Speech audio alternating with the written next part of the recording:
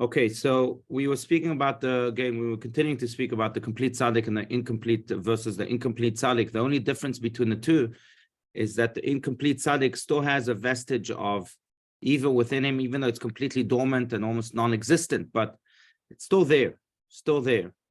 And the latest analogy that we used was an analogy from Jewish law, where there are things that are nullified by sometimes 60 times their amount of in the laws of milk and meat, right? Remember, we spoke about how if one drop of milk falls in a soup of meat, if there's 60 times the amount of meat soup against that drop of milk, then one is allowed to eat that soup. Why? Because it's nullified.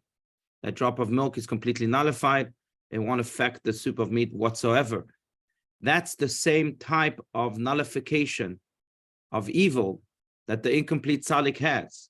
His righteousness and his saintliness maybe is so strong that it nullifies the tiny evil that is left in him. That's the incomplete tzaddik. But the complete tzaddik, as we mentioned, was able to get rid completely of his evil, or even transform it into good, so that he has no iota of evil whatsoever. But that was the big idea that we've been speaking about now for the past few pages, maybe. And let's continue. Bottom of page 258. Does anyone want to read? Such are the gradation of the numerous tzaddikim in all generations. Anyone? I can read, Rabbi. Please, go ahead. Okay. Such are the gradations of the numerous tzaddikim in all generations, as mentioned in the Talmud, that 18,000 tzaddikim stand before the Holy One, blessed be He. All right, continue a little more. Okay, this Talmudic statement, says our author, is speaking of incomplete tzaddikim. By regarding the rank of the complete tzaddik, Rabbi Shimon Bar Yochai said, I have seen the ascendant ones, Bnei Aliyah, and they are few. Right. The verse continues, if they are 1,000, and I and my son are among them, if they are 100, I and my son are among them. If they are 2, I and my son are they. Thus, Rabbi Shimon is not sure that there are more than 2 complete tzaddikim in his entire generation. Right. So we're just talking about numbers here. There are the number of incomplete tzaddikim versus the number of complete tzaddikim is that the incomplete, there are 18,000 incomplete tzaddikim. Now we're speaking about all generations, which really is very little if you think about this, right? We have billions and billions of people on the planet, 7 or 8 billion people on the planet. And that's in each and every generation. So in all generations, there are only 18,000 incomplete tzaddikim. And in all generations, there are very few complete tzaddikim. What Rabbi Shimon Bar Yochai, the author of the Zohar, calls Bnei Aliyah, which, as mentioned, means the ascendant ones, the children of ascent, Bnei Aliyah. And they are very few. And Rabbi Shimon Bar Yochai, as mentioned, continues that there might only be 2, just me and my son, who were known really as complete tzaddikim, who brought the light of the Zohar to the world, the book of the Zohar to the world, and at the same time also maybe single-handedly saved the Jewish world from the Romans.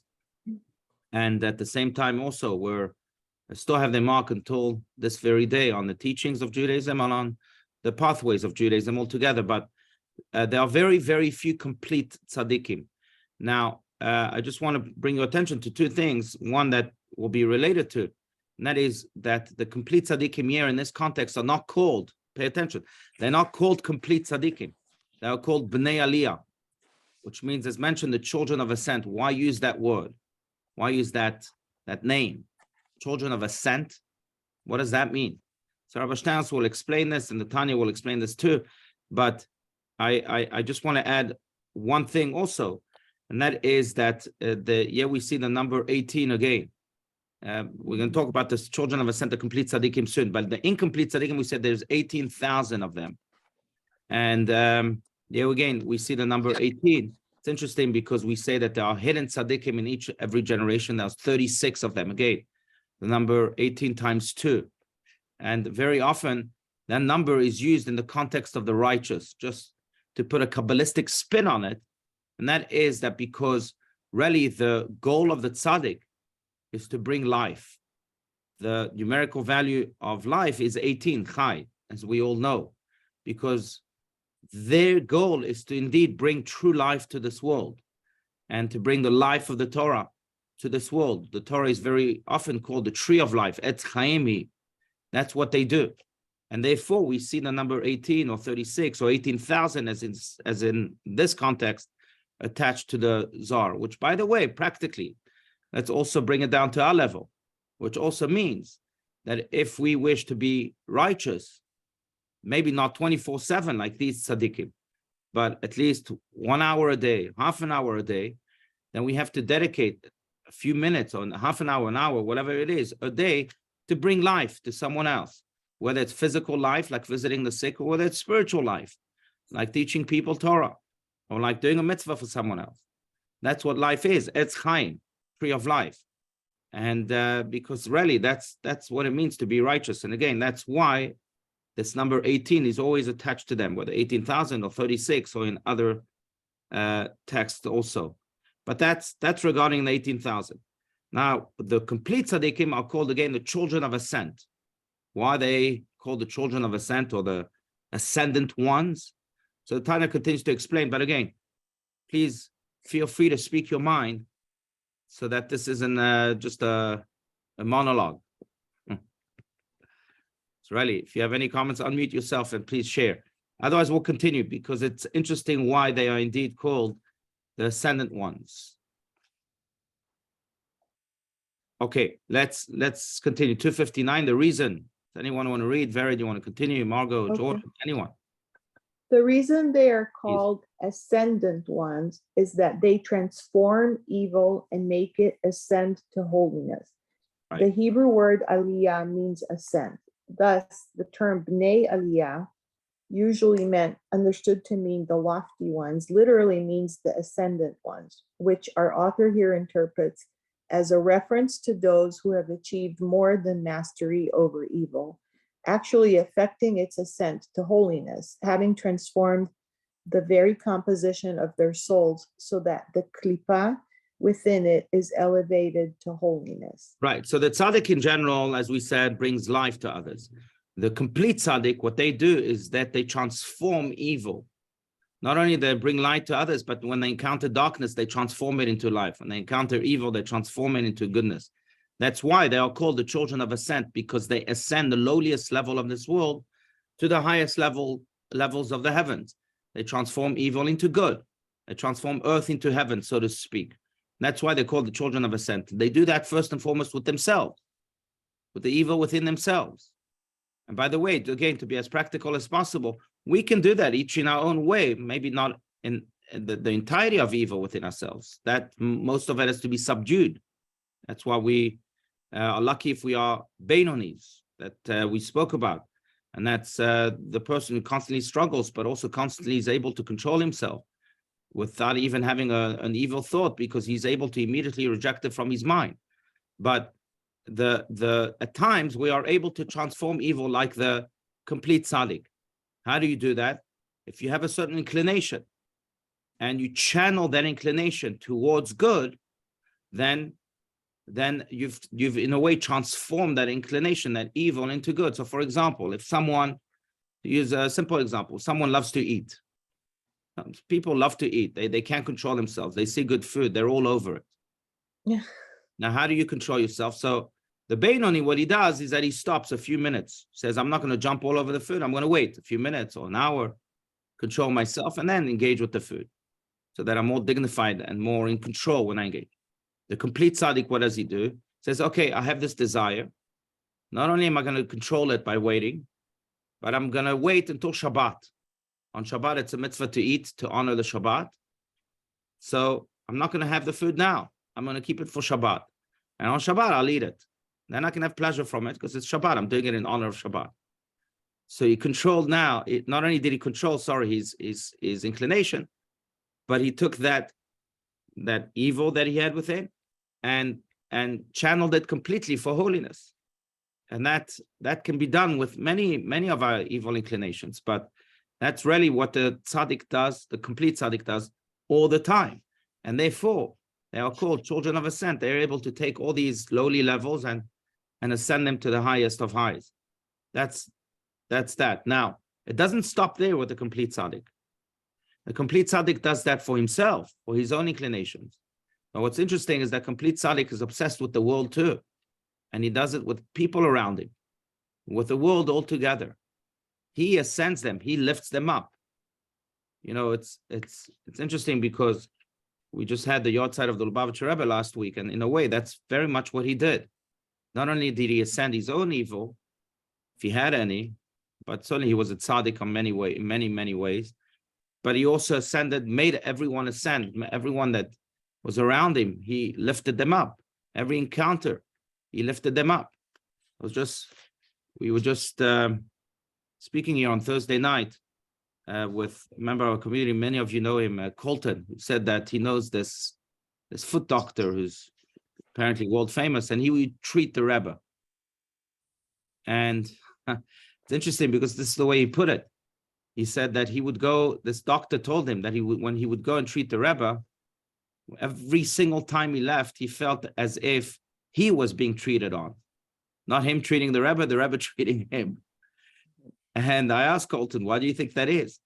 I think really the reason is simple, because the Rebbe sought to ascend, to ascend everything. Every encounter was an opportunity to lift a person up. Even if it was your doctor coming to treat you, at the end of the day, he treated him in a way, he ascended him, he took him to a different level. But that's what tzaddikim do, again, not just with themselves, but with the world around them. Now, can we be like that 24/7, like the complete tzaddikim? Maybe not. But again, to emphasize this, because we can't overemphasize this, and that is we can do it at least an hour a day, half an hour a day. We can ascend not just our own inclinations, but also the people around us. And that's really, in a way, that gives us the ability to at least touch upon this righteousness and incorporate it into our own lives. That's really the idea. So that's why, anyway, going back, that's why they're called the ascendant ones, or the children of ascent. On the flip side, there are people that are children of descent. You know, there's a famous expression that there are two types of people, some that deplete you and some that energize you.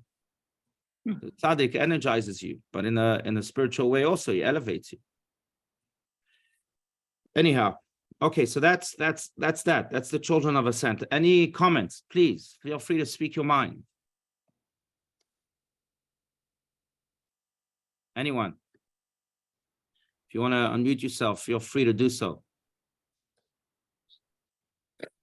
Okay, let's continue. As it is written in the Zohar, continuing to speak about this unique expression of children of ascent.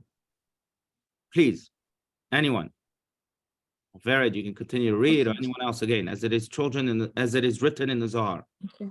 As it is written in the Zohar, in the introduction, that when Rabbi Chia wished to ascend to the heavenly chamber of Rabbi Shimon Bar Yochai, he heard a voice come out and say, "Which one of you has transformed darkness into light and bitter taste into sweetness? Otherwise, do not approach here." Right. Continue. Rabbi Shimon, as stated earlier, was the quintessential complete tzaddik. Those who wish to enter into his domain must exhibit a similar quality. They must be more than incomplete tzaddikim. They must be of the category of the ascendant ones, who transform the evil within their soul into good and darkness into light and the bitterness into sweetness. These tzaddikim do not merely sweeten the bitter, they transform its bitterness into a new kind of sweetness. They do not merely drive out the darkness, they convert darkness into light. One who can transform darkness into light has no darkness in his world, and his relationship with the world is totally different. The temptations and pains of the world no longer exist for him.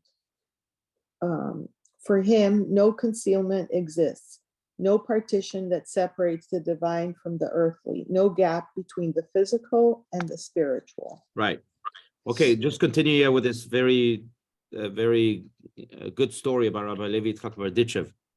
Rabbi Levi Yitzchak of Berdichev once visited one of the leading Hasidic rabbis of his time. The Hasidim had been notified in advance of the prestigious guest and were enjoined to treat him with due reverence. Rabbi Levi Yitzchak arrived at prayer time wearing his talit and tefillin, but instead of joining the prayers, asked after the whereabouts of the kitchen, where he inquired about what was being cooked and chatted at length with the simple folk employed there. The Hasidim wanted to tell off the strange guest for his improper behavior, but waited until the prayers were over. Then, to their amazement, they saw their Rebbe take the visitor whom they had considered to be the lowest of the low, sit with him and eat with him out of the same plate, the greatest of honors. The Rebbe then told them, what this man does, he does in higher worlds. The difference between the lowly and the lofty, between eating, because one is hungry, and one's spiritual activities vis-a-vis the higher worlds, if one is indeed on that level, that applies to ordinary people, does not apply to the complete tzaddik. The complete tzaddik is one whose every action reaches to the higher worlds, to which he elevates the lowest and most mundane elements of material life, which is why he and the likes of him are called the ascendant ones. Of this level, attained only by the rare, perfect individual, the prophet Jeremiah speaks when he says, if you return and I bring you back, you will stand before me. If you extract the valuable from the vial, it will be as if you have placed it in my mouth. The ability to extract the valuable from the vial is the unique trait of the ascendant one. Right, as is in the story, Rabbi Levi Yitzchak Berditchev, who sits seemingly with a simpleton and eats from his own, from the same plate, just simply to elevate him and to elevate the food also that this person made. But that's what they do. Again, they do it not just with themselves, they do it with the people around them. That's their obsession, so to speak. In life, they want to elevate this world. And once they do, then they are welcome to the chambers of Rabbi Shimon and to the highest of highs, also as the prophet Jeremiah speaks about here. But it's interesting because really you may think, and really it in a way reframes them, because we may think that the righteous of people are people of the heaven, that the righteous are saints that are completely disconnected from this world. We often say they live in a different place. They're made of a higher piece of heaven. Well, according to this, it's quite different. The complete righteous maybe are made from heaven, are made of heaven, but the complete righteous are obsessed not with heaven, they're obsessed with earth. They're obsessed with the lowliest level of this world. They don't want to stay where they came from. They want to go to the lowest level of this world. Why? To ascend it, to bring it higher. So it's not like they detach from the heavens. Quite the opposite. It's not like they detach from earth. Quite the opposite. They're as connected to earth as could be, but not in order to connect to earth for its pleasures, but in order to connect to earth to elevate it. So it's not like they're looking to divorce themselves from this world. They're looking to engage themselves in the world even more so, which in and of itself should share a powerful lesson. Again, if we want to incorporate some of this righteousness, there are ways to do so. One way, as we mentioned, is to channel our evil inclinations to holy routes, like the Shabbat, when it comes to eating and other things. The other way to do so is to try and bring life to someone else. The other way to do so is to try and elevate someone else, not just bring life to someone else, but to truly elevate someone else. But the ultimate way to do so is to simply connect even more when our instincts may tell us to disconnect. Very often, think about this. When there's someone that is suffering in our lives, or someone that is maybe embarrassing us, the human instinct is to say goodbye. I'm going to set my boundaries, as people say. I'm going to keep far away from this person. And yet, what does the complete tzaddik teach us? Do the opposite. Connect to them even more. Because your task is to lift them up, not just to take care of yourself. That's a whole revolutionary approach. It's like the Baal Shem Tov told that parent who was complaining about his rebellious child. The Baal Shem Tov said, well, you have to love him even more. Don't play, the law and order guy or even separate yourself from your child. Quite opposite. That's when they need even more attachment. Why? Because again, we can be children of ascent. And sometimes it is our duty to be children of ascent. Maybe not all the time, and therefore we won't be complete tzaddikim, but at least some of the time, to attach ourselves even more to this world so that we can elevate it, so that we can elevate the people around us. This is what Rabbi Levi Yitzchak Berditchev does in this story. Is what tzaddikim did all the time.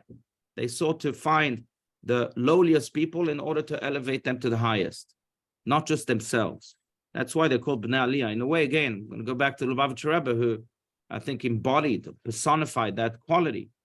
And we mentioned this yesterday during Shabbat, but one of the great stories, and there's so many stories about him, but one of the great stories about the Lubavitcher Rebbe was when someone had to slip a letter under his door, under the entrance of under his door, the door of his office, because it was very late at night and he didn't want to bother the Rebbe, yet he had an urgent request. And in the morning during prayer, he suddenly felt terrible. He said, I probably caused the Rebbe to bend down to pick that letter. So he decided to go and apologize. So he goes to the Rebbe, I am the one who slipped that letter. I had an urgent request. It was very late and I didn't want to bother you, and therefore I slipped it under your door.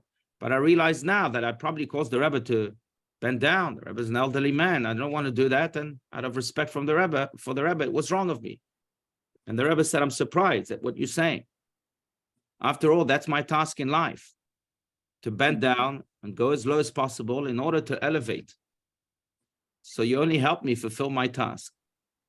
That in a way is what Bnei Aliyah, that's really what it means. Bnei Aliyah, the children of ascent.